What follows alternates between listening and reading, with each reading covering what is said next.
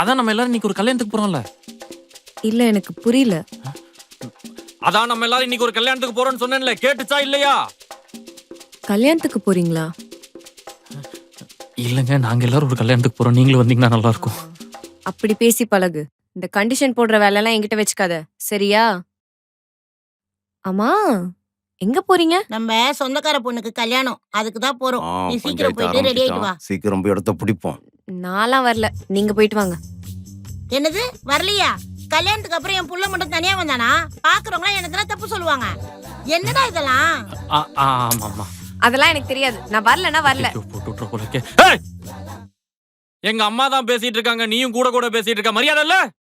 இன்னி 10 நிமிஷத்துல நீ ரெடியாகி வந்து நிக்கல, தலைகீழா கட்டி ஃபேன்ல தொங்க விட்டுருவேன். ஜாக்கிரதை.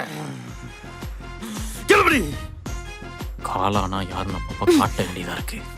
உள்ள போ, உனக்கு இருக்கு. உள்ள போனா ஏன்டா இப்படி மிரட்டுற? பாவம்டா அந்த புள்ள. அம்மா, நீ சும்மா இருமா. இந்த பொண்ணெல்லாம் இப்பவே இந்த மாதிரி கேட்டு வச்சாதான் கடைசி வரைக்கும் இந்த பயம் இருக்கு.